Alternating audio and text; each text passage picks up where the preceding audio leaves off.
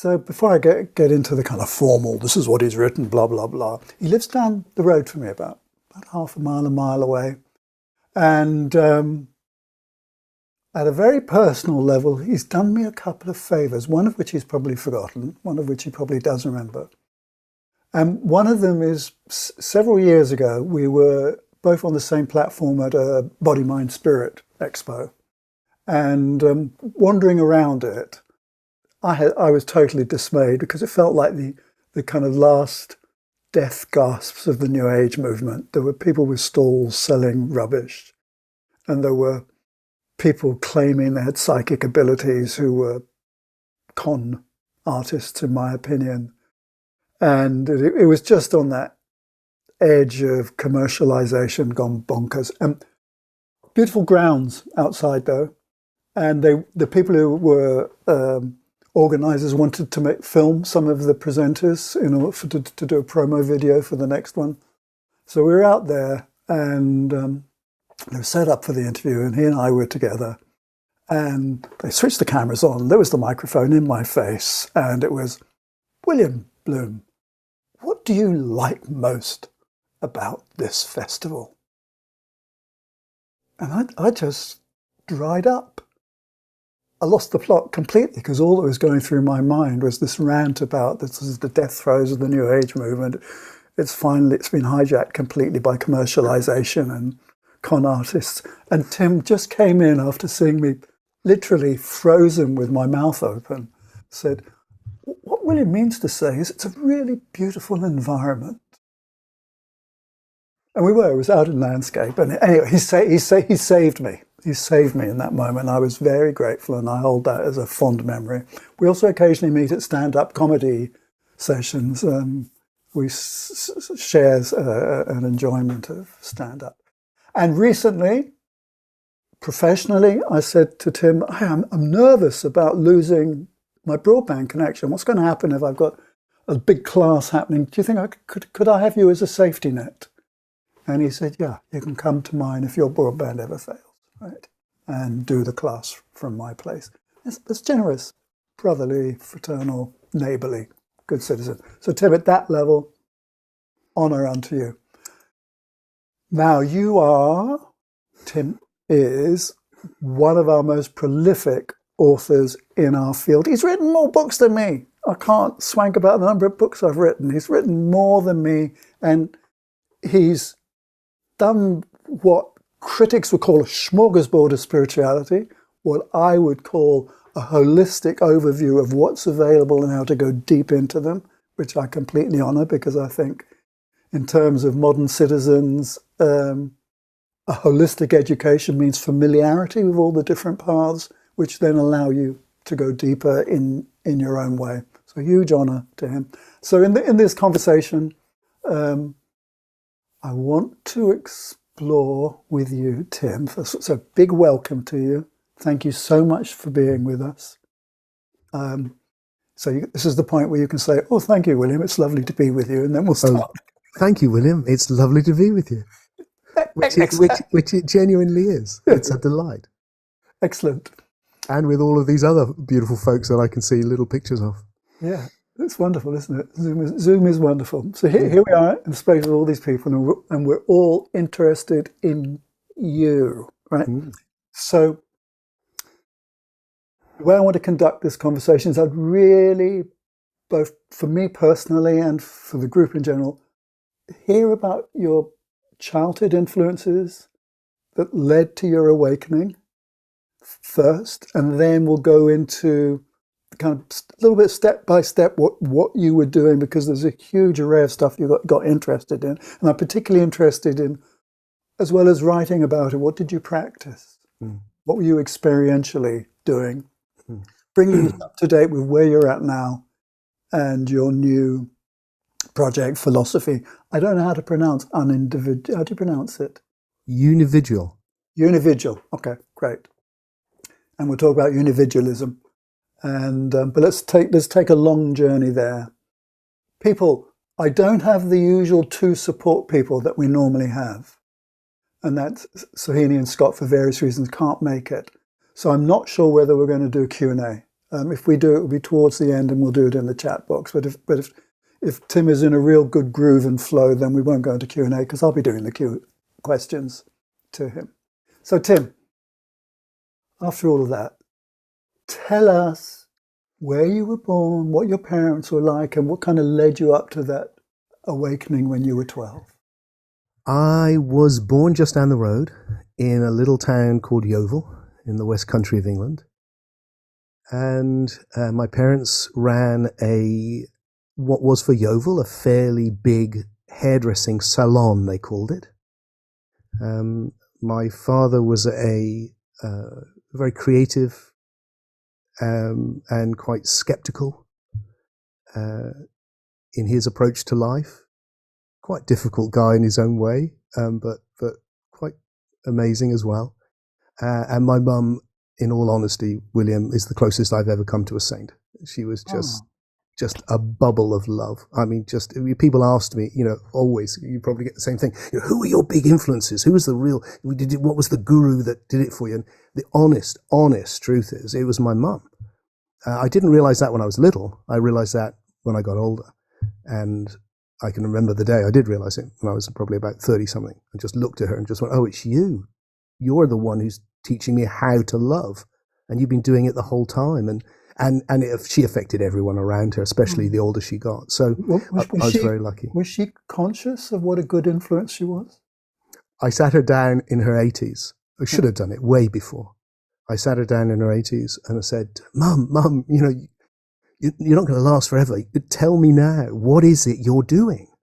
How are you having this effect on people around you? Because she's so unself-conscious about it. I mean, she wasn't spiritual, really.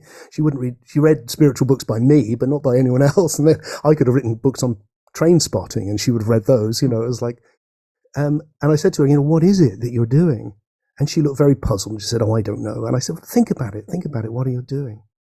And she just said, well, I think it's that when I feel down about things, I just look around for someone to help and then I feel okay.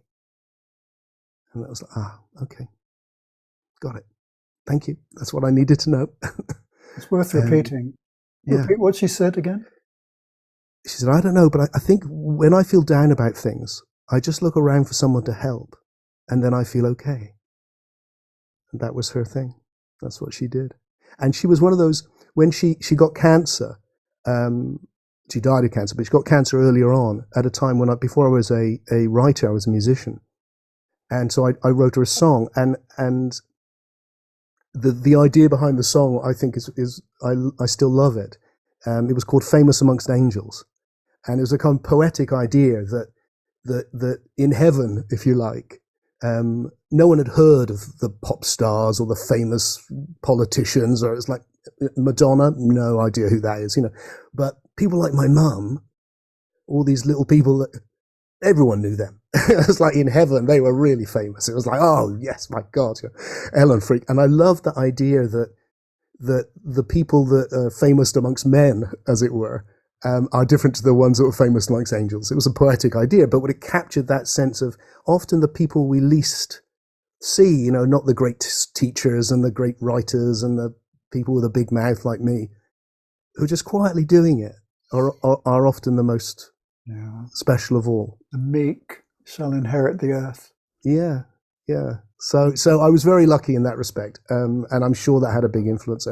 Hugely supportive parents, and the route to my awakening really came between. I was a very precocious kid in other ways as well, but I don't know why. I was just a weird kid, but my mum would take me. My dad was a skeptic, but my mum would take me to church, and then she stopped going, and I would go on my own. And what kind of church? Anglican. And then I stopped. But to me, the biggest thing was that ever since I can remember, way, way, way back, life has always seemed profoundly mysterious. And it seemed very strange to me that all the grown-ups were walking around as if they kind of knew what was happening, and they clearly didn't. And no one seemed to know what was going on, not my teachers, not my parents or anything. And it felt, I can remember walking with my dad, I was supposed to be 8 or 9, and go and just asking, what is this? And him saying, I remember his line so well, he just went, well, Timothy, greater men than you and I have asked these questions and found no answers. And I can remember with that huge arrogance of being young, I just remember thinking, well, I will, because it's such a big question. There has to be an answer to it. And in some ways, I think that what happened to me, there's a hill which overlooks Yeovil called Summerhouse Hill. And I used to walk there with my dog early in the morning often. And I would sit there and just look at all these people running around in the town, wondering what they were up to and trying to, what is life? What is death? And, why is it like it is? And then one day something happened, and I had no idea what it was at the time, but now I would say it was my first shift into a deep awake state.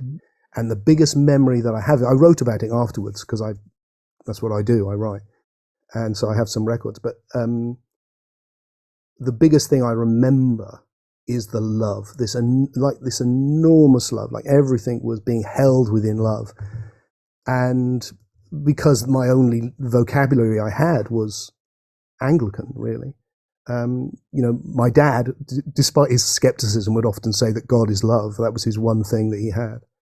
And it was like, oh, right, okay, so this is God. This is the love, and it completely blew me away. So just pause with that for a second, because Sure. I think it'd be really useful for people, for me, to know when you had that experience.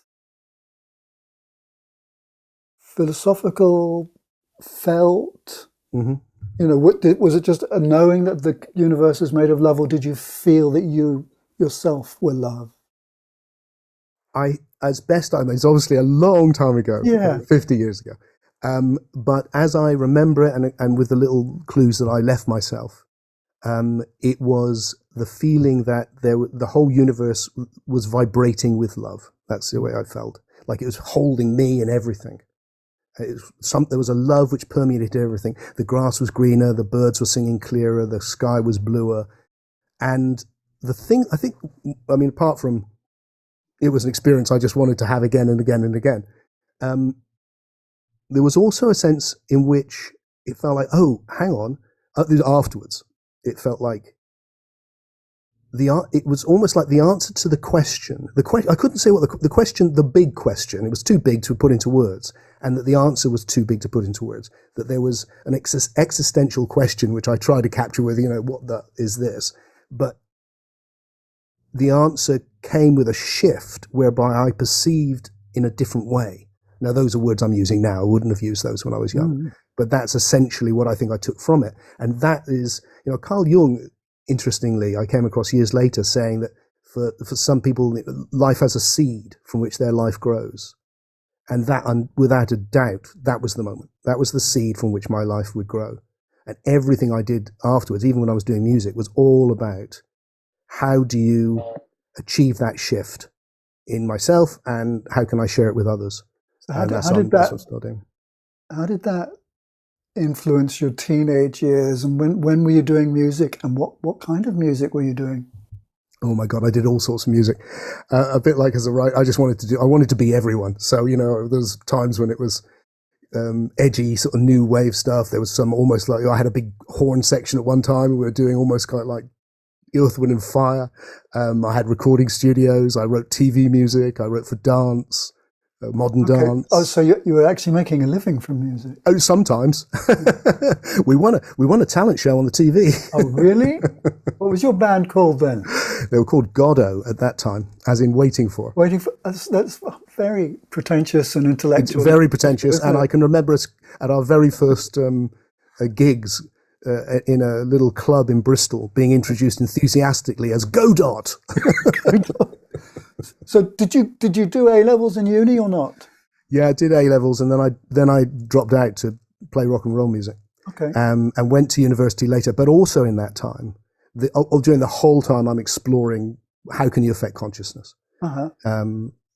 Reading. In what way were you exploring it? Well, partly philosophically, I guess. Looking back, earliest influence I would say was probably Mohandas Gandhi. Mm-hmm. Probably through my dad, because he'd been in India after the war and talked about him, and so that had been a way through. Became very active in the peace movement, very young, very young. got myself in a bit of trouble with that because of the effect it was having at the school. Good. Yeah. The guy who ran the Peace Pledge Union came down to see who is this 15-year-old. It signed up half the school. I was going to put in brackets here. My school, I was 13, I was wearing Band the Bomb badges and doing all the master marches, and the head teacher got so bothered by it that they called in my parents to try and sort it out. Very similar. So I didn't get in trouble. So things had moved on a little by then, and I didn't get in trouble, but it was exciting. And he did come down. He was like, no one had joined the police. There was a Peace Pledge Union, and no one had joined for about 5 years, 6 years, I don't think. And suddenly, Yeovil Comprehensive School, all these kids were joining. So you were an activist? Yeah, always. Yeah, little teenage activist. Yeah. What A levels did you take? Because that kind of shows us what kind of mind you had as a teenager. Music. Music, okay. And English. All right. And I was meant to be doing sociology, but I dropped out so I could concentrate on playing music. Okay. And you said you went to uni later. Much later, but I did quite a bit in between. I mean, it's a few years, but it was very intense. I was moving between things very intensely. So I had I had an Indian guru for a while and did a lot of meditation. Which one? The Premrat Maharaji. Oh, the fat boy. Yeah. Sorry, I should say he was known colloquially as the little fat boy, wasn't he?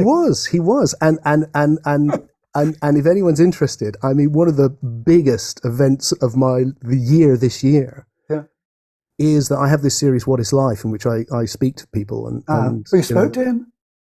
And I thought, I'll never get to speak to him. He will never talk to me. He's still speaking to hundreds of thousands of people, but also he's never done interviews. It's not his thing. And he's remote, and he was very remote for me. He was God when I was little. He was literally God, and I left and all the rest of it. But that's who he was. And just landed in my lap, William.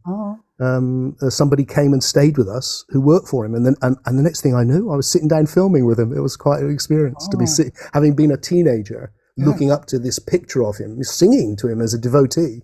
And then sitting next door to him talking about philosophy was. Let me just pause you there. This is really interesting. Because what you're making explicit for us is you have this philosophical bent which requires thought and analysis and inquiry, and yet at the same time you have this devotional side.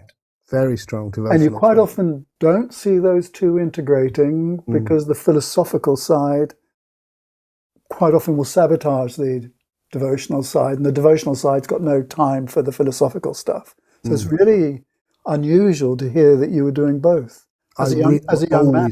Always loved both. I mean, and in some ways, I feel a bit embarrassed looking back because I was the sort of person that, I feel bad for all my girlfriends because all the love songs were about God. My love affair was with God. Well, maybe they were relieved. Maybe they were. But I do feel a bit bad, it feels like, I don't know, maybe it was a bit misplaced, but yes, a big devotional thing going on, as well as philosophical. And you then went to uni? No, still loads happening still between there still. I was only a few years, but the relevant things here spiritually is LSD, which was amazing. Absolutely amazing, and mushrooms and all of that. And that as a temporary lifestyle or as a deliberate exploration? Deliberate exploration. Okay, good. And just doing that with Peter Gandy, who I ended up writing with. Peter and I have been traveling together. Really, I've always had very close people who I travel with, still do the same people 50 years later, and we've traveled together. And that was the same thing, just back to the same place. And my sense was, there's a million ways to get to this place. And you're suddenly in that deep awake love and that communion, that oneness. And then I read a book by a William Bloom, I seem to remember. Really? What's the one you did about the very early? What was it might have been your first one actually. No, I don't know, because I started off writing novels. So Oh, did you? Okay, right. So it wasn't a novel. It was about your experiments with magic. Oh, the Abramelin, Sacred Magician. That's right. So I had got into, actually I read that after I'd really got into it. But when I had a very intense journey into the occult. Okay. Which was absolutely full on. I mean, that was like, I didn't take any drugs at that time. And it was like being tripped out every day, all day in some other world. It was just, I didn't know. just So mind-boggling. So you explored the Western mystery tradition. Totally. Kabbalah. Experientially. Yeah, all of that. So I went from the Indian guru to the Western Kabbalah. Okay. And everything was less very intense, you know. So that was it. And that got so intense that eventually I pulled out of it and went into the first period of retreat, got a meditative retreat. And that's when I read your book. Okay, yeah. Well, I don't recommend that book to anybody now. It's kind of like a Piscean maniac's way of doing it, but it's out of date. And, right. It's a long time ago. But it's interesting to name for people that young men, especially, and some women who dive into the Western mystery tradition, esoterics, the occult, because they're exploring energy work and correspondences, it can become quite manic, and one's own nervous system can get overwhelmed. And you just enter a world. For me, it was like, I mean, I still, of all the periods in my life, that's where I still have the most experiences. I think, what the hell was that? I mean, it started off, I'd been to India with my father, actually. Oh, really? You went with your dad? Yeah, he'd always said he'd take me because he loved India, because he was in India in the war. And when he'd been there, because he was a curious guy, all the squaddies he was with, they all hated India, but he loved it and would go off cycling and exploring, cycling up mountains and God knows what. And he wanted to take me back there. And so he took me, and we spent a bit of time in India. And I came back, I was 18. Okay. And I came back from India dressed head to foot with Tibetan clothes that I'd bought in Nepal. And from various things that had happened in India, that's when I decided I wanted to meet a magician, and I wanted to study directly. I didn't want to read about it. And in the way that things work, I just sat on my bed in my bedroom at my parents' house, which I was back living in then, and meditating. Had a very strong experience, and just said, "Oh, this is what I want." And literally the next morning, 11 o'clock, the phone went, and it was my friend Peter Gandhi once again, who was living in Cardiff, going, Tim, I've just met this guy. And that was that. And off we went. And that began a year of unbelievable, crazy, exciting, strange experiences. Yeah, I think the lesson for us and for people listening is, I always think of consciousness. One of my definitions of consciousness in humans is expansion is curiosity. And you talked about your dad being curious, but there's a curiosity, and there are moments. Do you remember Irina Tweedy? This talked about throwing herself into the fire, just into the chasm of fire. And there are moments where you risk, and you dive into where your curiosity takes you. Absolutely right, and it is a risk. Yeah. But there's something about youth, and I certainly had it, where I just felt invulnerable. Really, I felt like I could do anything, it's difficult. It's difficult, though, isn't it, to talk about now, because there's so much awareness of the mental health issues, and the fact that people can mess up their brains and get delusional, and what looks like psychotic experiences. Yep. But nevertheless, there's this place for people to be curious and to go out of their comfort zone.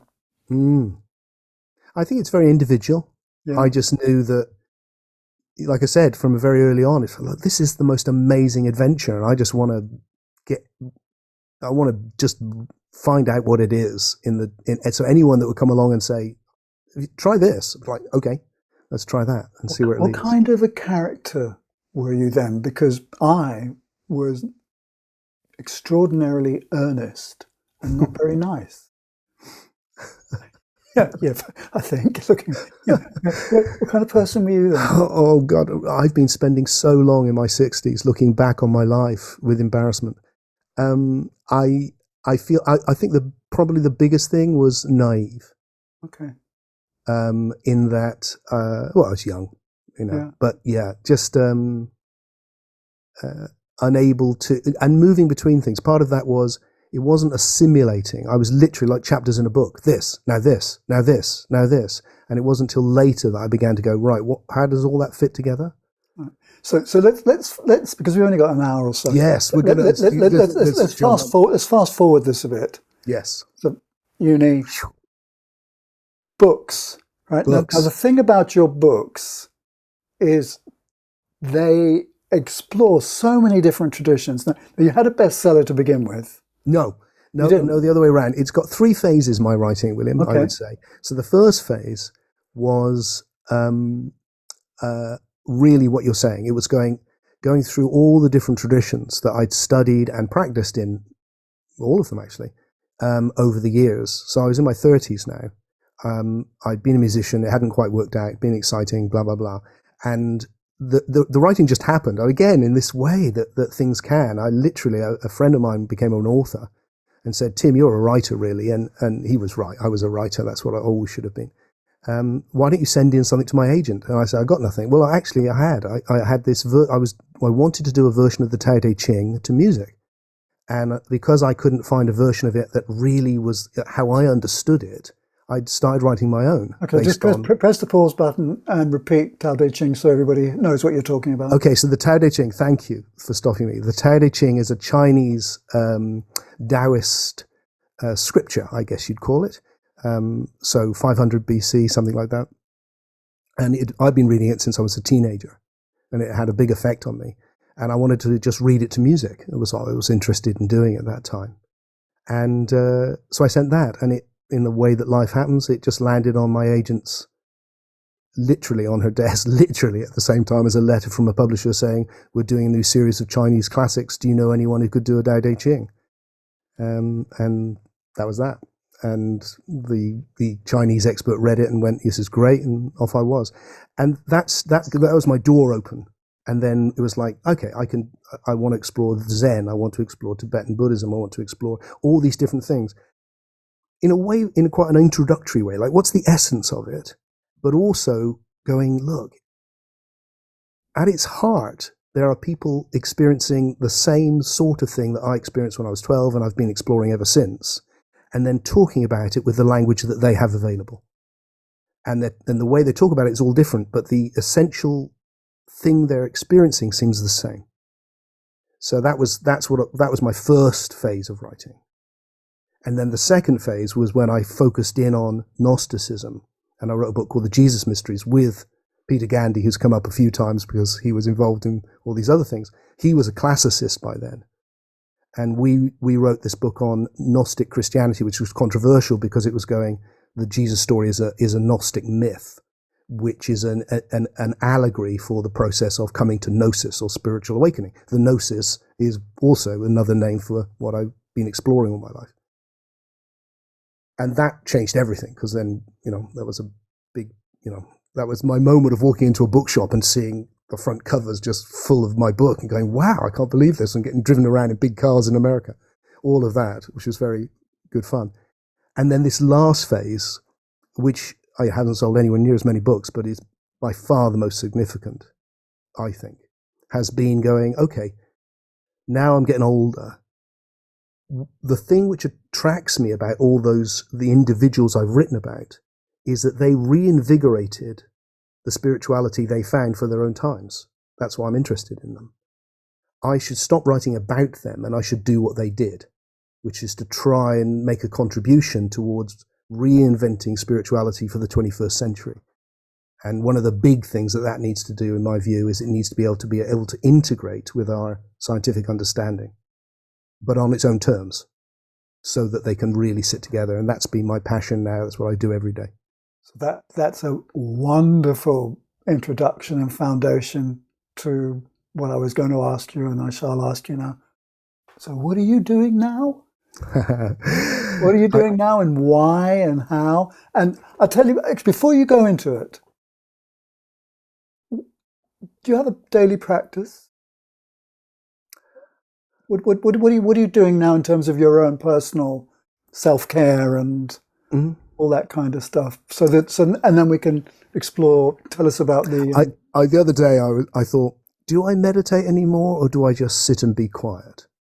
I think I might just sit and be quiet. Is there any difference? I'm not sure there is anymore.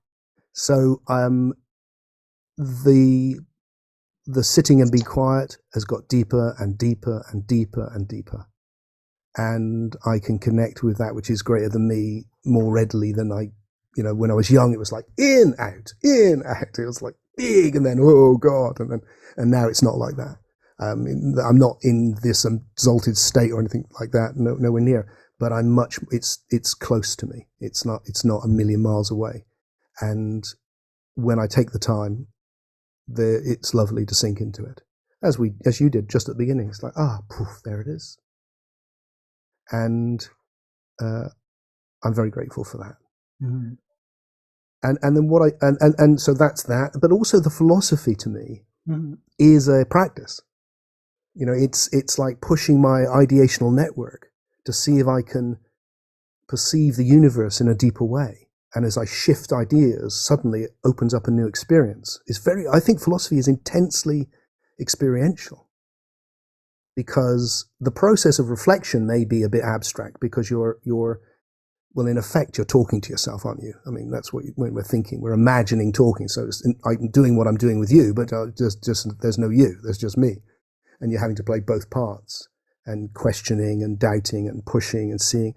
But when insight comes, it's experiential.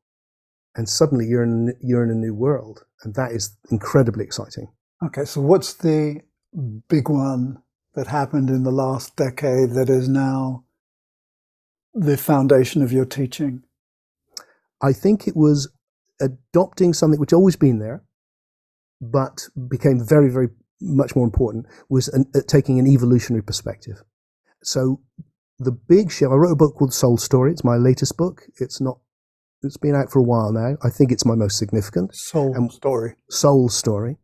And it's a philosophy book in little nuggets of think this. And what I'm doing now is a massive expansion of it, which has taken me, I should have been finished 2 or 3 years ago, I thought, but I'm still right in it. And this is what I need to complete. I know that. So can you, not an elevator pitch, but in essence, a 5-minute kind of, what's it about? Some of the underlying ideas, they may seem a little bit abstract if I say them quickly, but maybe people will get them. We'll say them slowly. Yeah, I'll give it up, which is that.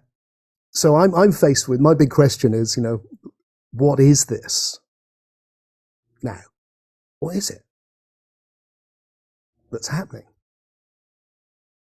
Because it's pretty full on. What is it? And what I see is that what's happening is a process. There's the flow of experience in which every moment realizes something new that's never happened before based on what's happened in the past. And so the line I'm following is, what if that is the nature of reality? The nature of reality is the realization of potentiality in ever more emergent ways. So this incredible view that we've got now from science that for the last 100 years that the universe isn't a thing, it's a process. And it starts in the simplest way you can imagine. And then it has arisen in ever more emergent ways. Emergent meaning a big evolutionary shift, like the emergence of life from matter, say, or the emergence of psyche, soul, from biology.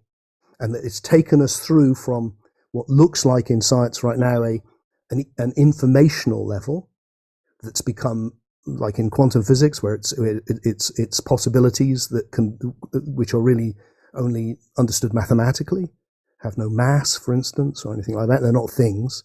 Into things and the universe of things, into, here at least, life, and then from life, this transmaterial dimension that we're in, where we're sharing ideas. And the way I get that very much is like when I'm doing this, I'm aware that my mouth is moving. That's biology and making funny noises.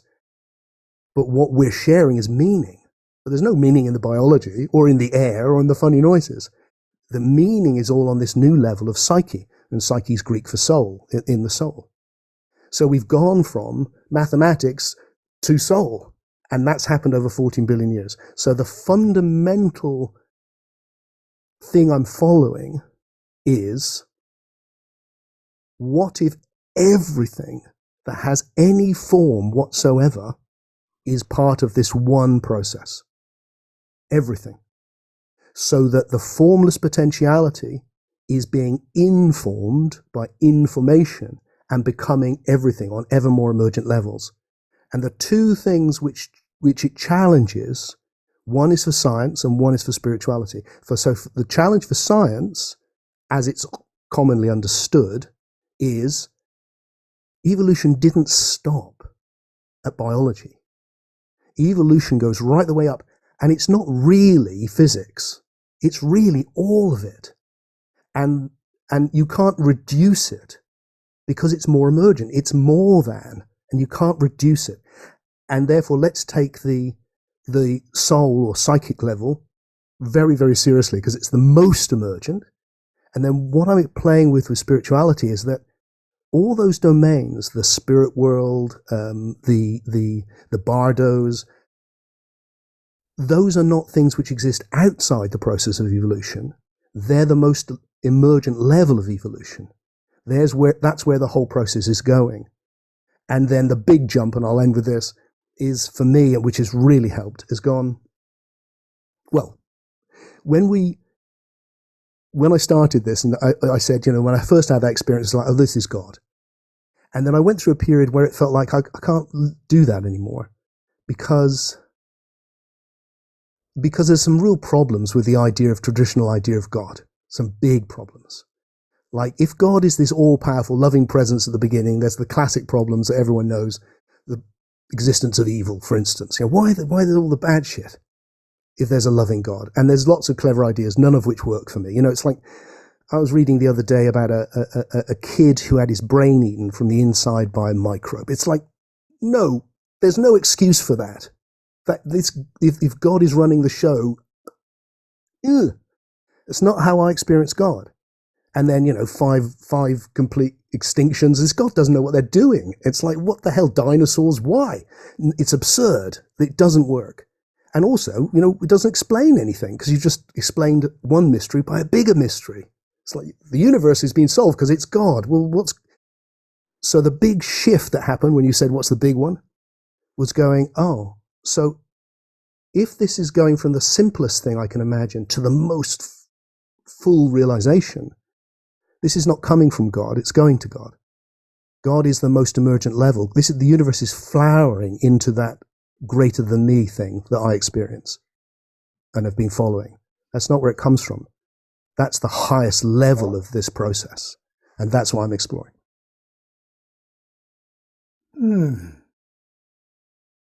Thank you. Thank you. If we were teenagers, I'd pass you a joint at this point. So have a toke on this. All right, so I've really listened very hard. Okay, so let me ask you a couple of questions. Okay, let's take the word God out of it. Yep. And let's just acknowledge what mystics have always said, which is, we don't understand it. Mm-hmm. Full stop. And you started off with the very beginning of this conversation by talking about the mystery. It's a mystery. Totally. But that's the foundation of everything. But when people go into altered states on a daily rhythmed basis, using all the different strategies for getting there, and they're stable and curious and inquiring, there is a consistent experience that the mystery is benevolent. Yes. At a cosmic level. Yes. Despite the yes. cruelty and the suffering and the idiocy and the sociopathy of the human species and all the rest of it, right?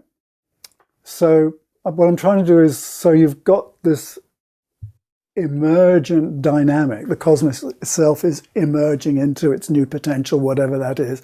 And maybe it's just not knowing what it is second by second until it actually happens, right? Mm-hmm. But in my model, I'll tell you where I'm coming from. Mm-hmm. In my model, and I'm trying to pack yours in with it. Mm-hmm. In my model, there is this unconditional benevolence that flows through the universe, seeking to integrate everything. Mm-hmm. So it's there as an underlying dynamic, seeking to permeate everything you've just described. So that would have been my model. It would have been. That was my model too. Yeah, but it's shifted. Yeah. And what I would say now is that benevolence exists now. Like life exists now, but it didn't. Now it does. Consciousness didn't exist, and then it did. Okay. That didn't exist, and then it did. And that actually these higher things are emerging. And my guess, I mean, obviously these are philosophical speculations to try and make sense of my experience. And what that does for me is it goes, that's why it's so benevolent. And yet the things which has led to it is such a mixed bag, because it's not running the show. It's arising from the show. And the way that it's come to me, the way that I'm exploring is, it feels like it's somehow all of these individual cells, what started off as individual cells became multicellular organisms by coming together and forming something greater like my body. And my sense is that as we come into a state of recognizing that we are one with the universe, because we are the universe arising as these individuals in relationship with itself. We are the one in relationship to itself. What else could we be? Everyone is. Everything is. That as we recognize that, and that's what you said earlier about the unividual, that's what I mean by the unividual, the individual conscious of unity with the universe. And I think that's the leading edge of our evolutionary movement here. So that awakening that I've been playing with all my life, and I think that is the next jump in evolution. But as we come into that, I think a communion of souls is arising, just like the communion of cells. Okay. And it's that communion of souls, like the phrase is that you get the communion of souls around God in Christian theology. What I'm suggesting is, no, the communion of souls is God. That's what's creating this greater than us level of reality, which is utterly benevolent and loving and present and permeating everything now. So let me toss in another question. Sure. In the Whole Foods store in Glastonbury, where many deep and philosophical conversations take place, I once met Serena Roney Dougal. Serena Roney Dougal, local author, wrote a very famous book called Where Science and Magic Meet. And she managed to get academically funded, to do some research in some Tibetan monasteries that were way off the beaten track. And the research was specifically to talk with psychic monks and their philosophy. So this is a conversation we're having in the Whole Foods store. And I said to her, wow, I said, what was the biggest edge you met with them? And she said it was these psychic monks in these Tibetan monasteries said, there is no such thing as time. There is a dimension that transcends time. And then I said, did you ask? She said, yes, I did. I said, you know what I was going to ask her, which was, did you ask them about reincarnation, which happens through time? And she said, yes, I asked them. So there were these psychic monks talking to me about a timeless dimension. And then I asked them about reincarnation, which takes place in time.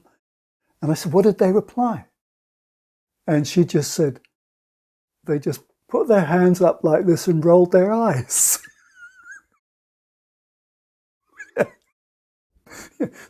Don't ask me to articulate that one. Anyway, so listen, Professor Guru Tim, in everything you've just described, how does the soul's journey fit Yeah. into that? So what the again the kind of controversial, I guess you'd call it, thing that I'm exploring Yeah. is that the immortality of the soul, which I absolutely think is a reality, has itself evolved, like all of the other miracles that have evolved. And that as we've evolved onto a non-material level or a transmaterial level, which we're experiencing right now and always experiencing, that will become that when the body, I'm a psychobiological system. When the biological part of the system fails and I can't sense the world anymore, the imaginal system continues, and I go deeper into that. And that seems to be what's happening with the near-death experiences and the great spiritual traditions of the world that I've written a book about, actually, called In the Light of Death years ago, exploring what they were saying. The difference between what I'm now saying and what I would have said then is then I kind of felt like most of the traditions that just exists. I don't know how, it's just there. And now I'm going, yeah, but what if it's arisen as one process? And that is a very emergent level of the process. So that the soul has arisen from the body, and then the soul has learnt how not to die. And that's what's bringing about the process of metempsychosis, of reincarnation. Are you saying then, because it's very interesting, I may have misunderstood you. Okay. Because most esoteric traditions would suggest that the soul emerges out of some kind of event, breath, and they come as like little sparks or flames or whatever it is, and they land into the creature. So the opposite of that is what I'm saying. You're saying the opposite. There's a creature somewhere, biologically, historically, out of which this consciousness arises. Yeah, so in this way, much more like the scientific view, which is that the universe is the oneness. See, for me, when they talk about the timeless, we should get into that maybe as well, because I think it's just a mistaken philosophy. The experience of timelessness is absolutely real, but the understanding of it, I think, is mistaken. And it's a common mistake that runs through most spirituality, but most spirituality's philosophies are very old. And, things have moved on an awful lot. And I think we need to turn it on its head, and we keep all the essence, but we lose some of the way it's been previously understood. So that there's a oneness of being, let's call it, a quality of existing, which is being informed, and it's forming all these different systems in relationship to itself. So this is the one in relationship to itself on a journey or process of realizing ever greater, more emergent possibilities, happening right now as we speak. We're doing it on the psychic level by thinking new ideas that haven't been thought before. It's happening. It's happening faster and faster. And that has included everything. So one of the jumps has been where life forms. One of the jumps has been when life becomes sentient and conscious. We need to discuss what that means, but that's what's happened. And then you've got the psyche, which is images of the sensory world. But that's you can see that starting in animals, but really taken off for us. And we've created this gigantic realm. I call it the imaginos. It's like the cosmos has given birth to the imaginos, which is full of imaginal information. Where if you go off exploring it like I did when I studied occultism or took LSD or ayahuasca or meditation, it's just huge out there. You know this very well. And what I'm suggesting is that's not pre-existent. That's arisen from the lower levels. And the mistake is to think we can reduce things. We can't. The more emergent levels are greater by definition. That's what they are. They're more emergent. And that's the one process of the one in relationship to itself. Wowie zowie. Kapow.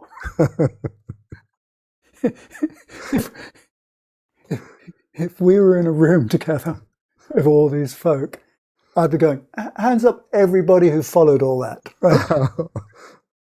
And then, and I can see some people going, oh, I didn't quite follow that, right? Okay. So it's I'm going to try and rephrase what you've said as I understand it. Sure. And I'm not sure I agree with you, actually, which is great. I didn't expect you would, William. I love not agreeing. Me too. As long as it's done with love and goodwill. We get there by exploring. Yeah, absolutely. So what's really interesting to me is your suggestion that the imaginal world, the world of kind of everyday psychism and metaphysics, is actually emerged out of humanity's evolution. Yeah. And I wouldn't disagree with that. And so if I was going to look at the engineering of it, I would say, okay, everything we think and feel radiates, creates an energy field, creates thoughts, creates emotions, and the whole of our planet is surrounded by thought forms and emotional forms that humanity and animals as well and other realms have created over the millennia, right? And that is... What do you mean surrounded the world? What does that mean? They float around like clouds. There are thought forms. So there are clouds of energy to do with... Because when I look at my imaginal experiences, they don't look like they're anywhere. Okay. When I look right now, they don't look like they're in space at all. I'll give you an example then. So, for example, human beings are very good at greed, right? So millions of people have expressed greed. So in my occult map, there is an actual cloud of greed that's in the collective psyche of humanity. I can agree with that, yeah. And when an individual is tempted by greed, they have to manage not only their own stuff, but the fact that they may connect with this cloud of collective greed, and it may channel through them. Right? Yep. So there's a whole, and for me, that I was using the word imaginal to describe where this collective greed sits. Yeah. So, and there's also wonderful stuff as well. Yeah. Wonderful, wonderful stuff that humanity's created that's there. And I agree with you there. I buy that. But what I'm wrestling with is the notion that in other vibrational fields that have nothing to do with humanity,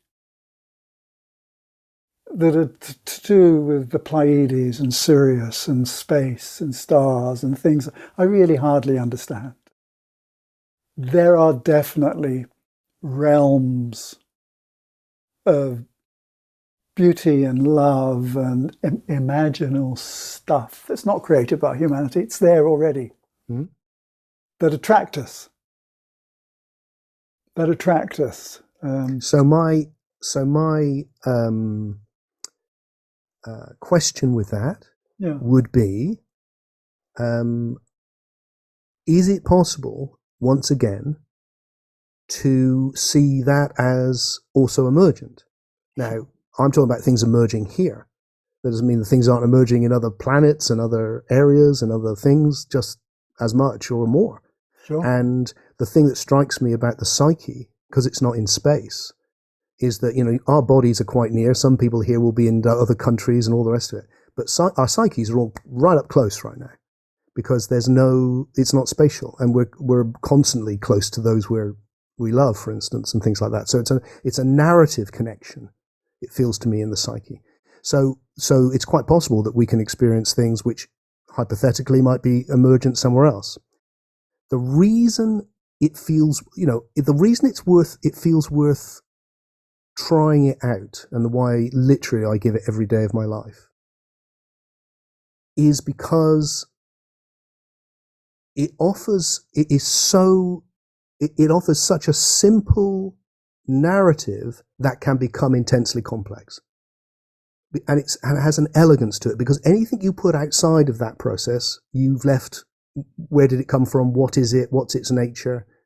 You're left really with, you haven't explained anything. Whereas if it's possible, maybe it's not, but if it's possible to go, well, I'm experiencing this flow of emergence.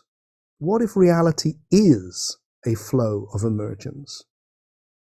And what if everything which has quality, including all of those things that spirituality has been exploring for years, since the earliest shamanic times, is the most emergent level of that? Let's try another way of it. I think your model, what you've just described, is probably correct because the cosmos is expanding.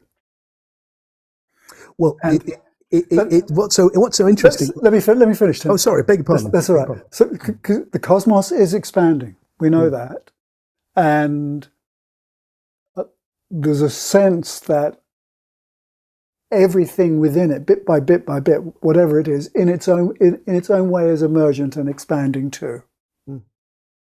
And it's suffused by some benevolence, which is mysterious.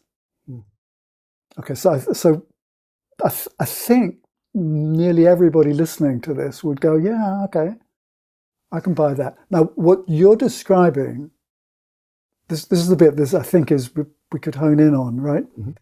Is you're describing a method of exploring it, which by virtue of the fact you've called it philosophy, means that it's intellectual to a degree and has logical thoughts in it, which is not everybody's style.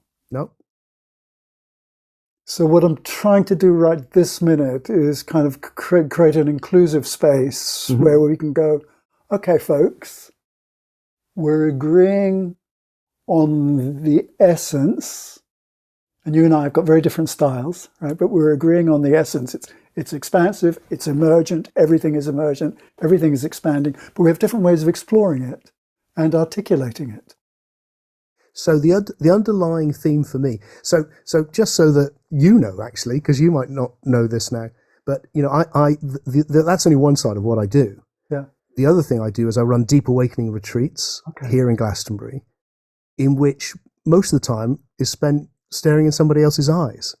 And we do a bit of philosophy, but we do a lot of meditation, and we do a lot of gazing and listening, and that's about how can you actually experience this unividual state? Because if someone doesn't get the big love, they've got no idea what I'm talking about. If they don't actually feel that I'm overwhelmed by love thing at some point, they got no idea why I'm saying any of this. Because it's not an abstract map, it's a way of experiencing reality. And it's a way of explaining the experiences which I have had and which I've studied other people having. That's what it is. And it's a way of moving your ideational network around so that you suddenly find it's more accessible to experience the same things in new ways or new things you've never experienced. But it also requires, like I said, if someone comes to one of my deep awakening retreats, then it will be overwhelmingly a love experience. That's primarily it. Yeah. And yet these two, for me, they go together. Yeah. And if we want, what I feel that spirituality has an important role to play in the next evolutionary jump of humanity and society. But I don't think it's up to the job, because it hasn't kept up with science. Science has gone through the roof, whereas spirituality has been repeating the same old ideas over and over again. All right, so let me try something on you. We know that there are, and I'm saying we need to we're coming into the last 5 or 10 minutes of this. We know that there are different styles and modalities for coming into the reality that you're talking about. And the way you're expressing your style and your teaching and the philosophy and the staring in the eyes and everything, it's actually quite purposeful and intense. Right? Which may be 100, which is 100% perfect for people for whom that particular style is what is needed. And actually, I think everybody should have that style in their suitcase, in their toolbox. And anybody who's listening to this and going, oh, well, Tim's a little bit too intense for me. There's too much head stuff going on. I would say you need that in your toolbox. because it ensures a certain level of purposefulness and a certain level of purposeful inquiry, and you don't end up just sitting on your ass being complacent about it all. So I think you're absolutely representing something hugely, hugely useful and benevolent. And I think there's something, for me, I wrote a book called The Mystery Experience. That was my book just before the last one. And we haven't talked much about the mystery. You mentioned it a bit. It's like the whole of this is rooted on the thing when I was 12 sitting on the hill going, what is this? And that's what I wake up with every morning. And because I think we don't have to choose this or that, we can have both. It feels like, look, find the deepest understanding you can, Tim, because that will open up how to live this as fully as possible, but never lose. Wow. It's just, the mystery is unspeakable. And that doesn't have to stand in opposition to the devotion, to the love, to connecting with each other. All of these things are part of the human journey. And no one has to do all of them, but I'm greedy. Yeah, but I think there's something else here, which is, let's move into the last couple of minutes here, and which is, I ran the alternatives program at St James's for quite a while. And so there were loads and loads of teachers. And one thing I noticed was, there's what they taught and there's the way in which they taught it. Yes. So people, a lot of folk actually come to a particular teacher or style of teaching because they need to internalize that characteristic that the person has. They need to internalize it and put it into their internal jigsaw. Right? What a great insight. Yeah, it was kind of obvious after a while, actually. Yeah, that's such a good insight. Yeah. So I'm selling you now to my people who are listening, right? He's not as mad as he seems. Is that Tim is a very important piece of the jigsaw that people need to put in place. And just because it may be new for them, new for you, new for me, curiosity leads you to going, okay, Tim's style, I wonder what I would be like if I put Tim's style into the jigsaw that is me. Let's put that part into me. And maybe that will shift some stuff and make it easier for me to expand and grow. And he's done all that stuff for me. And it is kind of intense. But the biggest thing it is for me, William, is it's playful. Yeah. It's like, we're on this adventure together, and there's a playfulness. If we can relax into being ourselves. Again, when I run the Deep Awakening retreats, my biggest thing is like, everyone just be yourself. Just relax. Just completely be yourself. And then let's dive in together, and you will be astonished, and you will fall in love with each other, and you will see such beauty that you can't even begin to put words on it. Yeah. And it'll all happen in a couple of days. And you may go home with a few ideas as well. And that feels like the heart of it. And then the rest is really supporting it. There's a line, this will kind of round it up for you. There's a line in Soul Story, which is a philosophical book, And if people are interested, I should say this because my wife will tell me off if I don't. If people are interested in talking philosophy and experiencing these things, if they want to experience them, they can. There's the next retreat's at New Year here. But if they want to talk philosophy as well, I meet every Sunday online. It's all on my website, timfreke.com. And we have these little explorations. Let me pause you there. If you want to follow up with Tim, timfreke, one word, .com. And Freke is spelled Freke. Yes. You have to get that bit right. Yeah. Tim. And if you want to know about all the books, I actually think Amazon's the best place to go. Amazon's the best place. Also on my website, they're all there. Yeah. But this is the idea I feel I want to leave it on for me, William, which is that. So I wrote this big philosophy book. It's not a big book, actually, a little philosophy book, but deep, demanding in a way. And then in the middle, I felt like I had to make this confession. And so I can make that confession to you and all of these lovely people who are here today, which was, look, all this philosophy is really, for me, about developing a strong, intellectually robust understanding to support these incredibly childlike, naive intuitions that arrive for me in the deep awake state. And which sounds so naive, it's like they're almost embarrassing, but they're the biggest truths I know. And the way I put it in the book was, what arises for me is, despite all the suffering, life is good, death is safe, and what really matters is love. Yeah, and as Susan Cooper has just posted, woohoo, yay, in the chat box. So listen, everybody, we're going to bring it to a close now.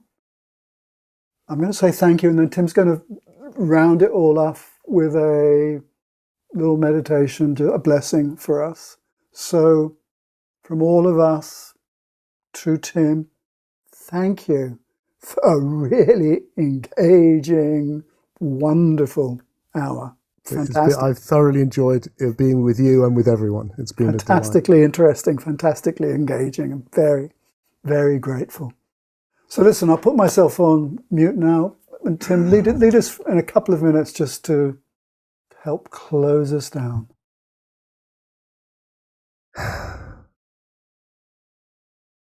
So I want to invite everyone to come into our oneness, our communion of oneness. And I'm just going to do that very quickly by first inviting you to take your attention and focus it on your breath.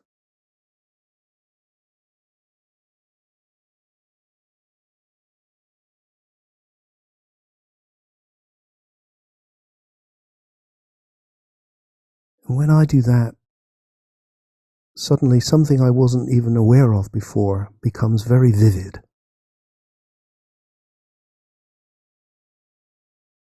Beautiful, actually, to breathe.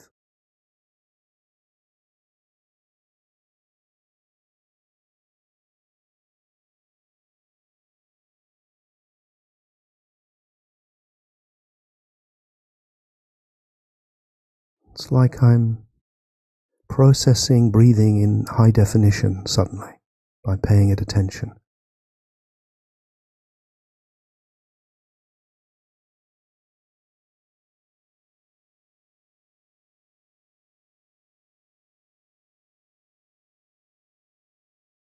Such a pleasure, actually.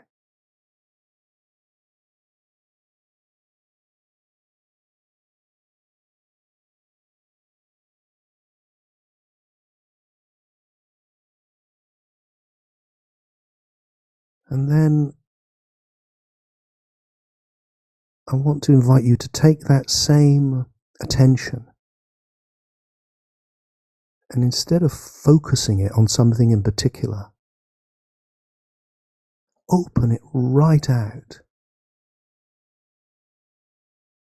to take in everything universally with the same vividness.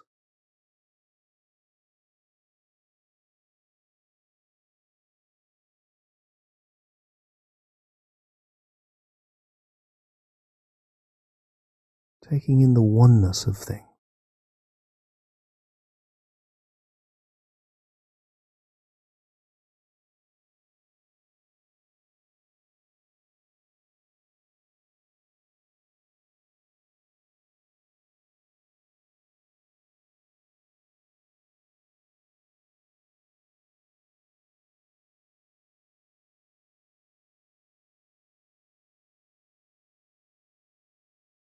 That there is a oneness within which you and I are embedded.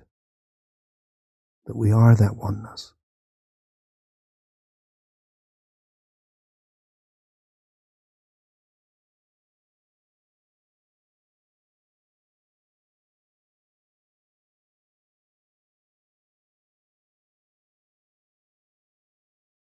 And then finally, in this little short journey,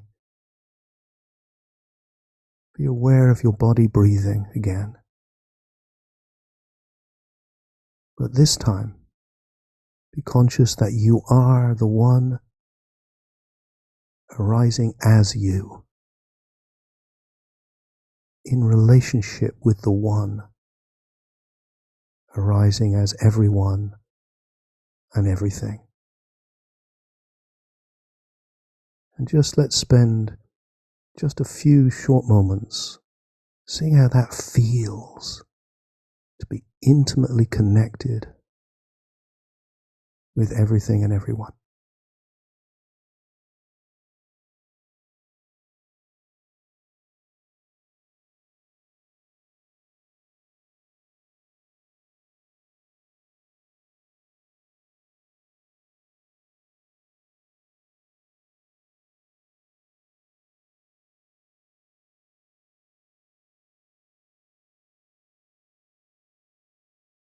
Thank you for coming on that little journey with me. Thank you, Tim. Thank you. I'm going to remove the spotlight from us. And I'm going to have everybody, if you just want to unmute yourselves and wave and say something like a goodbye to Tim or a thank you to Tim, that would be lovely. Thank you. Thank you. Thank you so much. Hi, Tim. Thank you. Wonderful. Thank you. Thank you both. Thank you. Thank you. Blessing. Namaste. Thank you. Thank you. All right. Thank you. I'm closing it down now. Too. Lots of love. Yeah. Yes, lots of love. Love and blessings.